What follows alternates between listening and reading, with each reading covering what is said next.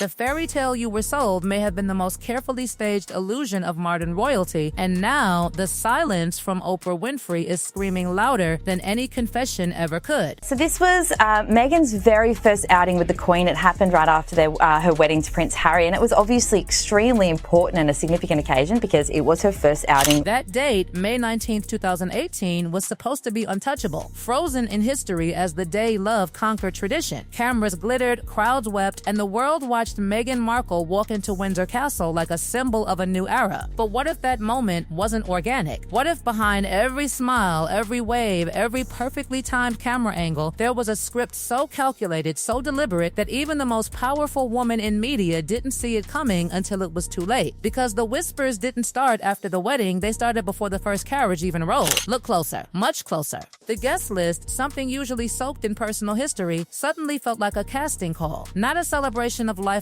bonds, but a curated lineup of influence. Names appeared that raised eyebrows so high they never quite came down. George Clooney, Amal Clooney, Idris Elba, and right at the center of that high-profile constellation, Oprah. But here's where the tension begins to thicken. Because when quietly questioned inside those ancient chapel walls, some of these so-called inner circle guests reportedly admitted something chilling. They didn't know the bride. Not personally, not historically, not at all. So why were they there? Why were strangers seated in positions usually reserved for family loyalty and trust? Because this wasn't just a wedding, it was positioning. Strategic, surgical, almost like a launch. The monarchy saw tradition, but someone else saw opportunity. And that subtle difference, it changed everything. Even Queen Elizabeth II reportedly felt it. That quiet discomfort, that sense that something wasn't aligning. The absence of Meghan's own extended family didn't just raise questions, it created a vacuum. And into that vacuum stepped Hollywood's most powerful figures. A replacement, a shield, a network ready to amplify a future narrative. But here's the unsettling part. Did those celebrities even realize the role they were being cast into? Oprah didn't, at least not yet. At the time, she was captivated, mesmerized. Walking through Windsor, she described it as breathtaking, historic, almost overwhelming. She adjusted her outfit out of respect, played the perfect ally, the perfect witness. But behind that admiration, something else was happening. Something quieter. She was observing, watching, absorbing. Because Oprah doesn't just attend moments, she studies them. And what she saw beneath the sparkle didn't quite match the story being told. Behind palace doors, things were not flowing like a love story. They were clashing. Staff whispers turned into internal alarms. Demands that didn't feel like nerves, but control.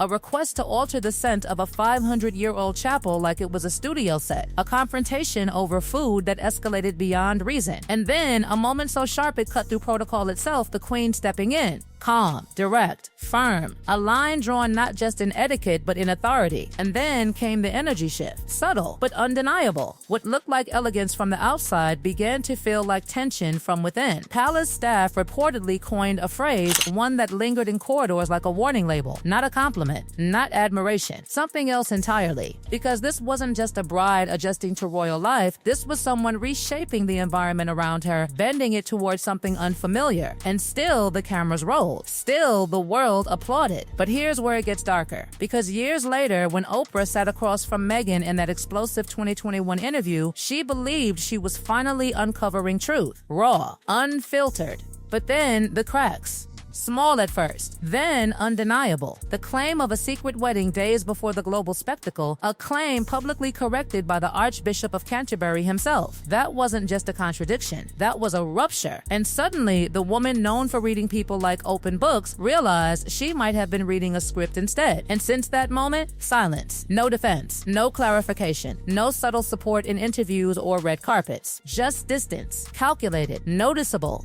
deafening. Because in a world where Oprah speaks on everything that matters, her refusal to speak on this speaks volumes. Meanwhile, something else began happening quietly in the background. The same Hollywood names once seated in royal proximity started shifting, drifting, repositioning. George Clooney appearing alongside King Charles III, conversations warming elsewhere, invitations changing direction. And suddenly, the carefully built media shield didn't look so solid anymore. It looked fragile, temporary, like it had always been waiting to crack. And now the question isn't what happened that day at Windsor, it's what was already in motion long before it. Because when a wedding feels less like a union and more like a launch strategy, every smile becomes suspicious, every silence becomes evidence, and every ally starts to look like they were never really on the same side. This wasn't just a ceremony, it was the opening move. And the consequences? They're still unfolding. And if you thought the spectacle ended when the carriage disappeared and the crowds went home, that's where the real story actually begins. Because what unfolded after that picture-perfect ceremony wasn't celebration, it was realization. Slow, quiet, and dangerously revealing. Inside the private receptions, away from the cameras and applause, something shifted in the room. The same A-list figures who had been placed like jewels inside that chapel suddenly found themselves navigating an atmosphere that felt off. Not hostile, not chaotic, but calculated. Polished on the surface, yet strangely hollow underneath. Conversations didn't flow naturally, they hovered. People didn't connect, they observed. And the unspoken question began circulating in subtle glances and polite smiles: why are we really here? Oprah Winfrey, the woman who built an empire on authenticity, reportedly felt that shift more than most. At first, she played her role flawlessly, the supportive ally, the respectful guest, the global voice validating the moment. But as the hours passed and the layers peeled back, something didn't align. The warmth she had witnessed in the royal institution before, especially during the wedding of Prince William and Catherine Middleton, wasn't present here. That earlier wedding had breathed connection,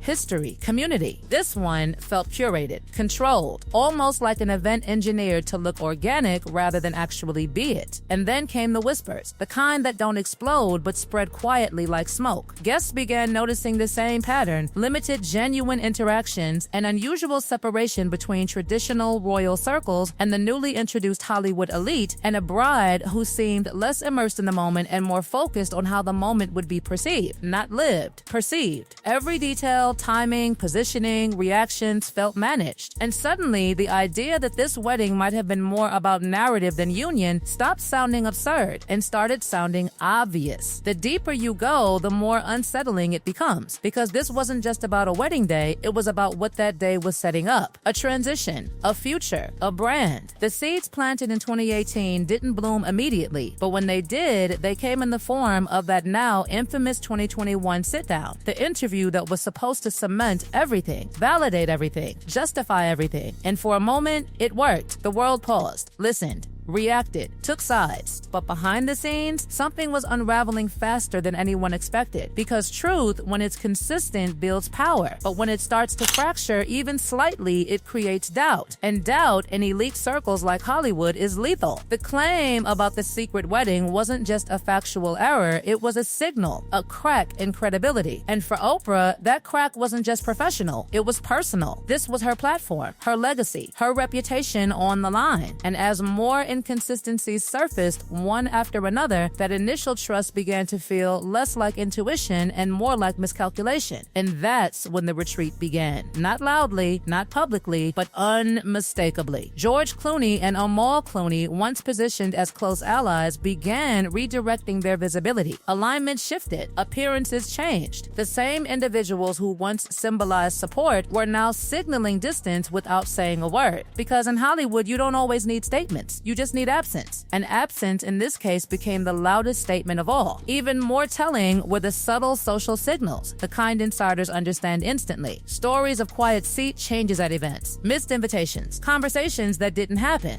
Opportunities that never materialized, not because of controversy, but because of caution. Because when a brand starts feeling unpredictable, people don't confront it, they avoid it. And that avoidance, it spreads fast. Meanwhile, the contrast with the royal institution became sharper with every passing year. While King Charles III continued strengthening traditional alliances and reinforcing legacy structures, the Sussex narrative seemed to drift, searching for stability but finding resistance. The same Hollywood circle that once looked like a safety net now resembled something else entirely. A closed door, not slammed, just firmly shut. And then there's Oprah, the silence that refuses to break. No clarifications, no renewed endorsements, no subtle hints of ongoing support, just a complete withdrawal that feels less like indifference and more like conclusion. Because when someone who built a career amplifying voices suddenly chooses not to amplify one particular story anymore, you have to ask why. What did she see? What did she realize? And more importantly, importantly, what made her step back so completely. This is where the narrative flips, because what started as a carefully constructed ascent, a royal wedding, a global platform, a Hollywood alliance, has transformed into something far more complicated. A slow unraveling not driven by scandal, but by perception, by patterns, by inconsistencies that refuse to stay hidden. And the most unsettling part? None of this exploded overnight. It shifted gradually, almost invisibly, until suddenly everything looked different. Now, when people look back at that sunlit day in Windsor, they don't just see a wedding. They see questions. They see strategy. They see a moment that might have been less about love conquering tradition and more about something else entirely taking its first step onto the global stage. And those who were once part of that moment, they're no longer standing where they were.